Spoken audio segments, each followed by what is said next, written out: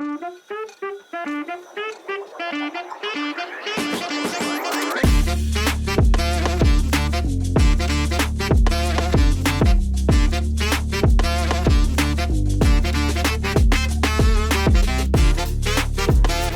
there, this is Mr. T. Many thanks for tuning in. In this documentary I want to give you another up-to-date idea on how a good majority of the Dominican people pursued their lives. Yet this time it'll be more through sporadic clips and situations that I come across as I'm out and about on the North Coast on a daily basis. In case there's some Dominicans watching this video, and just so nobody gets their noses out of place based on pride, etc., then I just want to mention up front that in Dominican Republic you'll find every economic level, from very wealthy Dominicans living in very upmarket areas, and you'll also find others living in small wooden shacks. Yet in this video I'm going to focus more on how the largest percentage of Dominicans live and many of the cultural traits about them. So enjoy.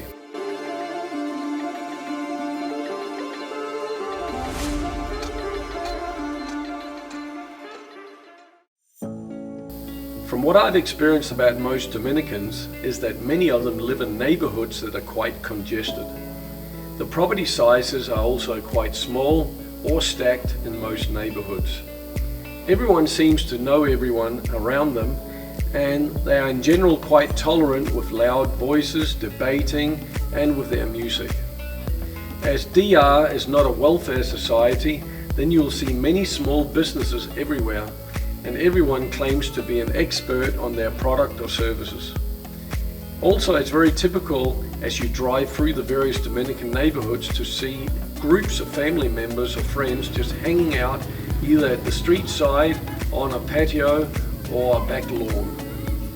The only people who seem to be in a rush are drivers, who just enjoy to give their motorbike some gas. But apart from this, Dominicans are usually neither stressed or in a hurry.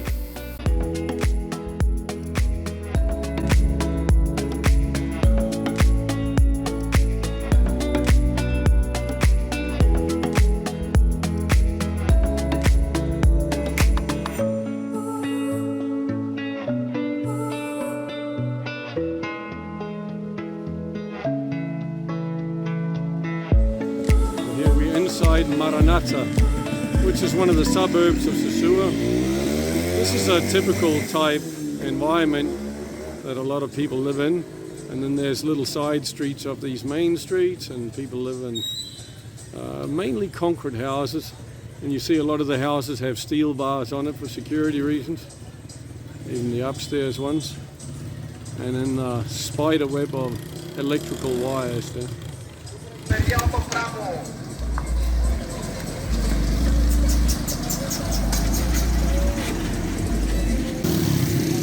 There's a lot of these motorbike repuestos in many places, because there's so many motorbikes, and there's a lot of guys like the gentleman over here who rips into all these motorbikes and fixes them for other owners.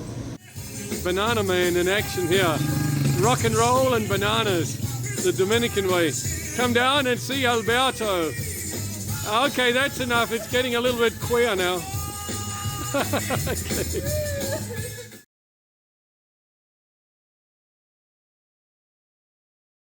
So we've got these sort of fruit places here, veggies and fruits. There's another one just over there. I'll just zoom in. So it's not hard to find fruit around here, that's for sure. Fresh, organic stuff. So here we have veggies as well. A little truck comes straight from the campo and then sells it out here. That's in the entrance of Maranata.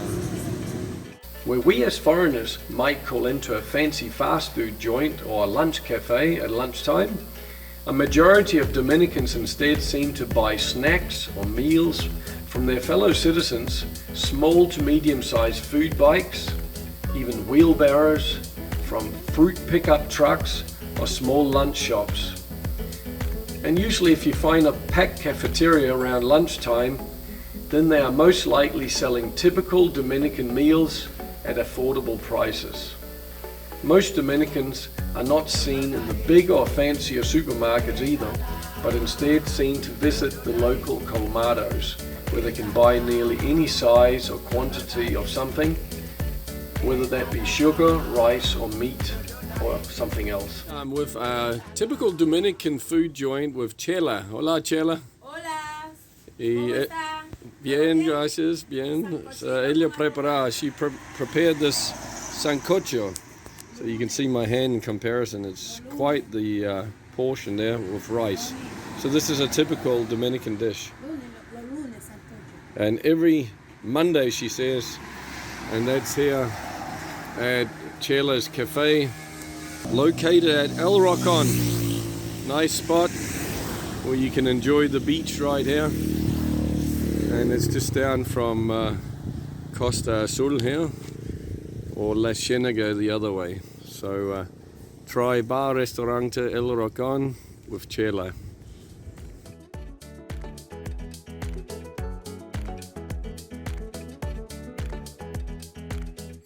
What struck me pretty soon after arriving here the first time many years ago was that their lunchtime is almost like a religion, where certain rules apply to stay in their good books of respect.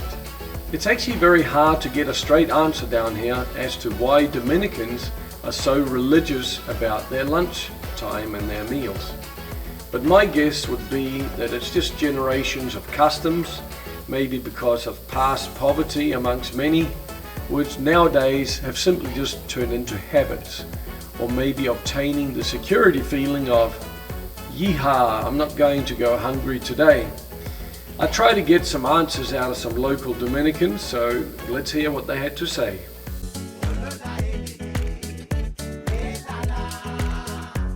Porque esa es la comida más importante, porque a veces comen una sola vez la persona aquí. Es la que nos produce cuidados a nosotros y nos da seguridad.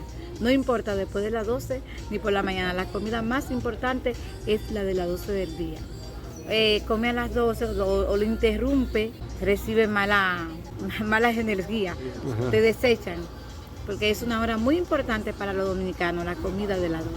Bueno, esa cultura viene de nuestros antepasados y sobre todo aquí, esos viejos que se iban para las lomas a trabajar. Entonces a las 12 era un punto clave para ellos comer. Podían pasar el día con café, pero a las 12 del mediodía era el punto para despedir el día. I'm just down a little side street here, and I've got a guy making me a cheeseburger here. See, this is typical that you'll find around Dominican Republic. Doesn't need anything fancy. They just have a few little wooden logs there to put your drinks on and have a seat and enjoy. I'm opposite my friend Alberto, who runs a little colmado. You've seen this crazy ass on my videos before. In Klingon. Yeah, Klingon. Yeah, he's crazy. Anyway, so it's just down from La Pulga. So here's the cheeseburger here, served by this friendly man. We've got another expat pulling up here. He looks hungry. Yeah. So the chef's in action over here. I'm not kidding you. That must be the best darn cheeseburger I've had. Okay, he's making some kind of hot dog there now with minced meat in it. That looks interesting too. The normal Dominican food is like Dominican flat. It's rice, beans, salad, and meat. Yeah. But the more famous is chicken. So why so big meals? To be full is great for Dominican people. It's the reason they want to eat for the long time. It's meaning they eat a lot. You've just kicked off the food side of your little store here. So what made you decide to start up making food, and what kind of foods are you offering? Yeah, you know, we are in the slow season and we had to start our own creation for business, for support our business. So it's the reason I make my decision to cooking something easy for selling. Now we are cooking hot dog, cheeseburger, hamburger, pork sandwich, jamon and cheese sandwich, and very easy. We make it with platano fries and fresh fries. So the price is great, and people can have a food and not have to spend too much money. Well done. I love entrepreneurialness from any person anywhere on earth here. So thank you very much for being ambitious and helping the economy. Oh yeah, brother. And all the best with you. Okay. Another thing that might surprise you here in DR is how large their meal portions are, which they serve in the typical food joints or local shops here. And you'll see the shop assistant fill the entire plate up with especially rice. Then comes the beans and the sauce. Okay, here I have some yuca, some platanos or plantains, and also would you like a slice of avocado or a green salad to go with that. They certainly don't spare quantity, that's for sure. Now they say that if we take more calories on than we burn every day, then we start packing on the weight. And when I reflect on why so many Dominicans, especially the men, have big pot bellies, and many of their ladies are heavy set around their bottoms, well, this I believe is one of the main reasons why they grow so chubby. Beer, soft drinks, snacks and deep fried food would be some other big reasons, I would say. But the main one would be just the sheer quantity of food that they pack in to their bodies at lunchtime. Anyway, this is not a weight loss video, but I just thought these would be interesting points to include about many Dominicans' culture and their food habits.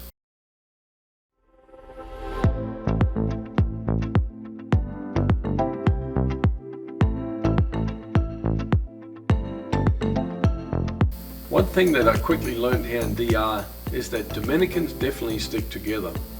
Now for us foreigners, they can sometimes work against us, but other times it can be of an advantage to us. And my main point is that this togetherness that the locals have is a reflection of their strong family units. This, in my opinion, comes from their more old-fashioned family model with more communication and willingness to debate things out and to forgive each other. They're also great at showing physical love, especially towards their children. And they crack a lot of jokes and laugh a lot. Eye contact and respect towards each other is also the norm, and they are not shy either to give a child a little smack if they cross the line and teach them a lesson. And this way they grow up understanding consequences for their behaviors. And that's why in Dominican society you're not going to see road rage, you're not going to see a lot of fights anywhere. There's like an underlying expectation of respect because they learned it as kids.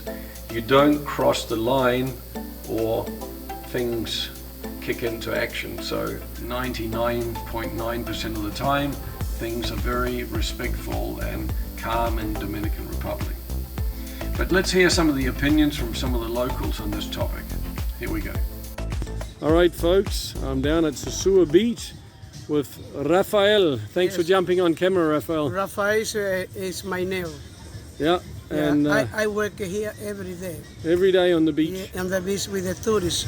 I take care of the tourists. When they come to my place, I have the protection. When the tourists going to take a swim, I take care of everything on the chair. And you are right in the beginning of Sosua Beach when you come from the main car park. Now, Rafael, I wanted to ask you about family connections down here. In my opinion, Dominicans have nice, strong family connections. And many countries, they don't. The families are really split. So why would you say you guys are so close and connected?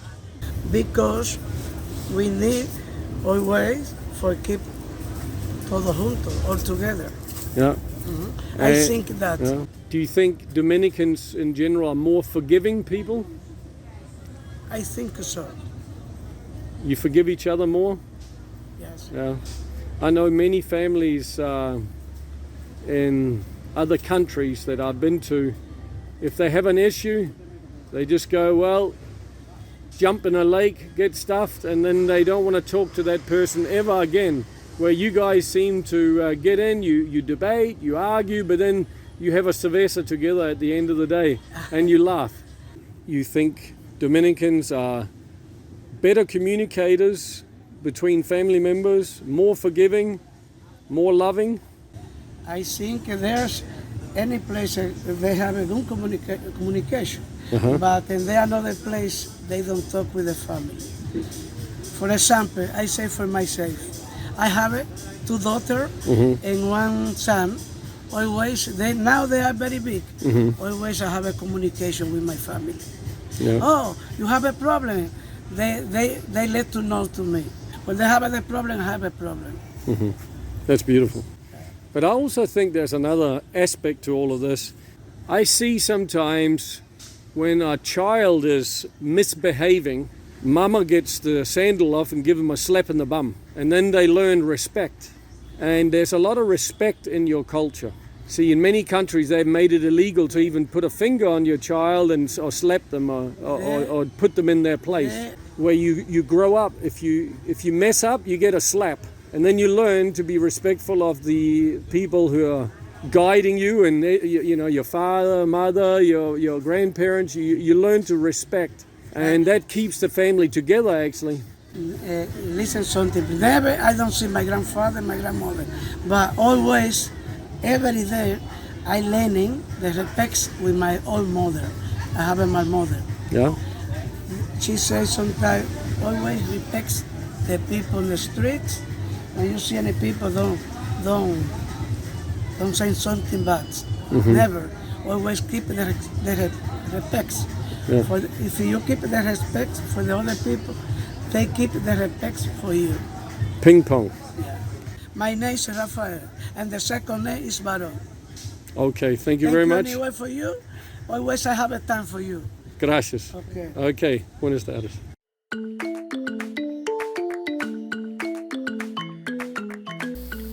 When it comes to kids in DR, then overall I think the kids over here are still more like we were many years ago before the cell phones and tablets stole our minds.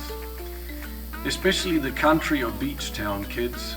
They seem to play well with each other and nature, turning the elements into toys, or they make and play with some of the more traditional type of toys like kites, etc.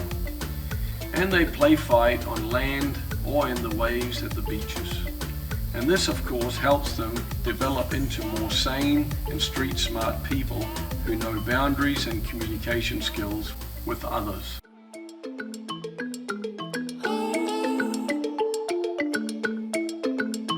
Alright, now let's look at what many Dominicans actually do for a living. Many Dominicans of course have jobs, however since DR is not a welfare type country, then you'll find what I would call a lot of mini entrepreneurs, which could be a guy selling fresh fish or someone selling fruit from a basket. There's also a lot of small to medium sized business owners, and then you have the ones who built bigger businesses too. Now let's talk to some of them. Sometimes in Dominican Republic they just have a haircut right by the roadside here. Hola. Hola, bien. Todo bien? Sí. So he's got a very experienced hairdresser. Just Pelándome con este muchacho, este barbero bueno. Yo no tengo pelo. No tiene pelo bueno, pero tiene barba. I'm just saying I don't have any hair to cut. So anyway, gracias. Okay. Okay, buenos dias. Down in the Policlinica Street, they've got this repairs of abanicos and washing machines. Yeah, there's the man himself. Yeah. Hola, señor. ¿Cómo estás? This gentleman, he repairs everything that they from the neighborhood here needs fixing, like abanicos, which is your fan. So todo electrónico. Bueno. Yeah. Okay. Buenos dias. Here you got grilled chicken for all your money. Look at that. Just zoom in here. A lot of chicken rotating in here. Yeah, I'm with Jose La Mancha, and he sells queso, cheese. Queso de hoja. Like 250 pesos, and you get a good cheese de hoja. Okay. 4 times a week he comes to Sosua. So if you want to buy from Jose, then he's going to be around most of the week on the beach. Make sure you get your cheese from him. Okay, gracias por eso. When it comes to being self-employed, we're just going to talk to a guy at Old Print here in Sosua Bajo. So folks, I'm with Angel. How you doing? Hey, hi. So you used to do the same kind of thing, working for other people, did you? Yeah, I do. I was working with someone, but now I have my own business. How long you had it for? I have 7 years old. 7. Yeah. Fantastic. So what was the deciding factor that made you change from working for somebody else to go out and open your own thing? I'm a photographer, and I love what I do right now. I love to take a picture. I love do design, and More freedom yeah, as it's an independent. like a hobby. Yeah. To be here is like a hobby, and I can get money. More money. Yeah. So is there a lot more money in being self-employed compared to having a job Of course. here in DR? Yeah. Yeah. So I know you've just moved into new premises here. He can print shirts and mugs and every small to large kind of banners and posters. Yeah. And you do pictures, photography, frames, photocopying, all that. So congratulations on that. Thanks. And I wish you all the very best with your business in the future. This is dangerous people. They have banana pistolas.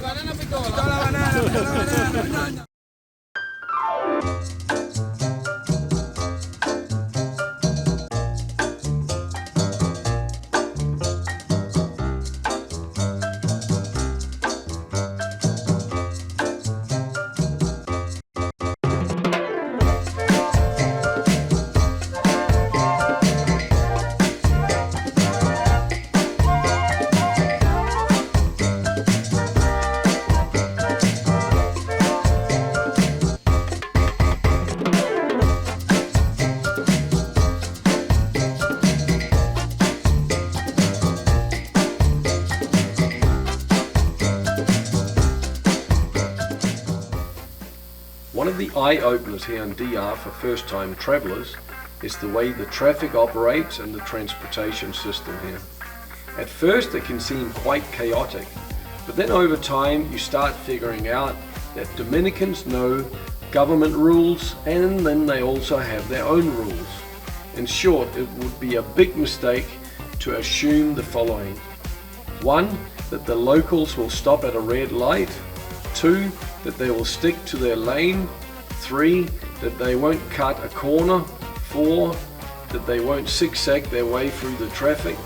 5. That they won't bully their way in front of you. 6. That they will start moving if you toot your horn. 7. That they won't come the opposite way on a one-way street. 8. That they wouldn't drive their motorbike on their rear wheel in a dangerous and congested spot. 9. That taxis or vans won't suddenly slam their brakes or grab another customer. And the list goes on and on and on. There's an expression down here which is, you need 8 eyes to survive in the traffic here. Or in other words, you need to always be prepared for any kind of stupidity, especially by others. Always have a working horn and use it. Be careful of loose cows, horses, goats running out from properties or farms. And remember that you can't trust traffic lights or any other country's road rules and think that they apply here. And never take your eyes off the road either, as usually the second you do, bang, the accident happens. Looking at the positive side of driving here, most Dominicans like things to move forward in the traffic. And if you use your eye contact and your body language well with a smile and respect, then you'll be amazed with how much help you'll get to be allowed to move forward, to pass them, to enter or exit, even though it might have been them who actually had the right of way. But they love to please other people and to be respectful, so make sure you work on this yourself. Personally, this is my favorite country on earth to drive in, and that has a lot to do with the ability to move forward both when and how I want. In my channel's playlist, you'll also find another documentary which I produced called Moto Island. And in this video you'll be able to learn a lot more in depth about driving in the traffic here and much more. So feel free to check that out. Now, if Dominicans are brilliant at something, then it's definitely getting the most out of any time they can find to relax, to play, and to socialize. Such beautiful traits shine through in a variety of ways, right from finding 4 to 10 people sitting around a game of dominoes, expressing both excitement and debating their hearts out. Or they'll be seen sitting in groups in front of homes, at colmados, which is like your little convenience stores, or at the beach or river spots while enjoying rum with mixers or a lot of beers. And of course while blasting out a lot of loud music.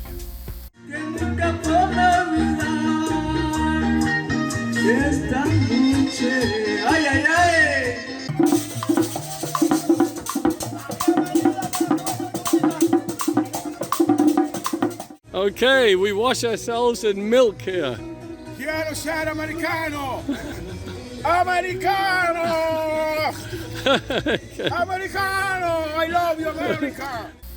Now, if Dominicans arrive as a larger group at a river spot or at a beach where they sell food, then don't be surprised to see them bringing coolers along with pre-cooked food to save money and still feel happy that they can endure hours of socializing without having to worry about destroying their budget.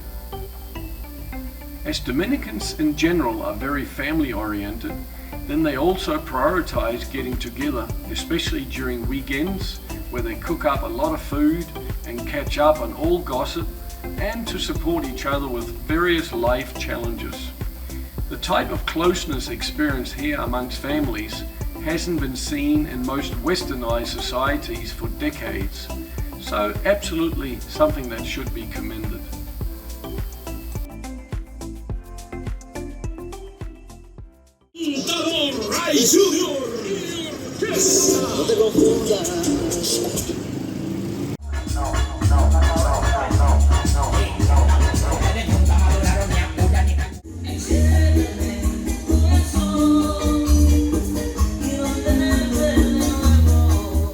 As much as I might have mentioned to you in previous videos about the majority of Dominicans being quite noisy, then it's crucial, I think, to mention it again, as this trait really defines them as a culture, which includes their tolerance of fellow Dominicans being noisy around them. I believe it's got to do with how they grew up. When it comes to Dominicans, the kids get used to listening to loud party music every day. They hear loud neighbors yelling, barking dogs, loud bikes, loud debates, and laughing. So when this youngster grows up, nothing will shock him or her, as they've often become that way themselves, or at least they will tolerate what a typical European person or North American person wouldn't.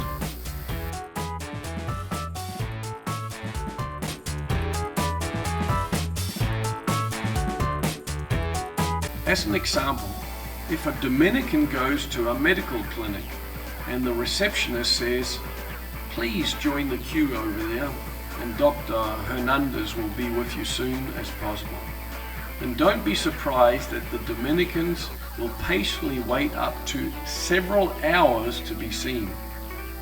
Or another example of their patience is when some person stops their car in a one-way lane and talks to a friend, then the Dominican behind that car usually won't neither toot or yell at him, but he or she will instead wait till they've finished their talking. In other words, Dominicans are in general very patient people.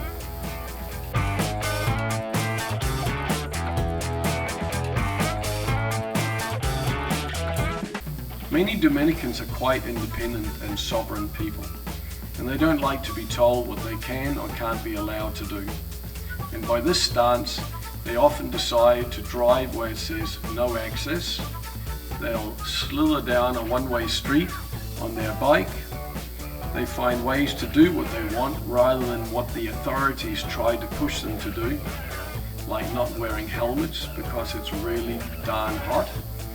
Instead of thinking of them as rebels, maybe it's just them who's more in touch with their true natural rights than most folks would be overseas. And this sovereign behavior I actually applaud, but everybody to their own, of course.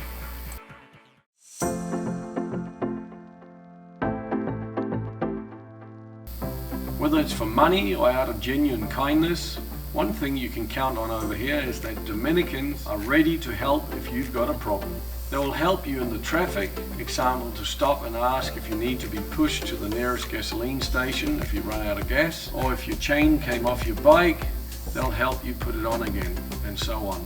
If they are after money for this help, then it's usually not a lot. Others were just keen to help another citizen in need.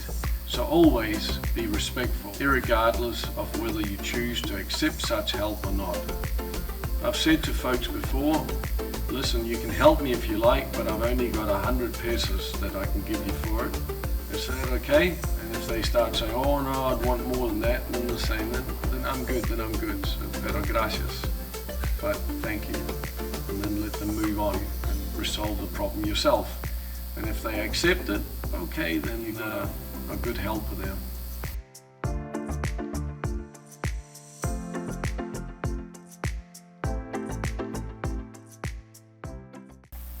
Alright folks, that almost wraps it up for this time. Just want to remind you about my services. The first one being Info Hub. You can see it in the link seen below, which is vetted quality tradespeople, suppliers and shops in the Sosua, Cabarete, Puerto Plata area.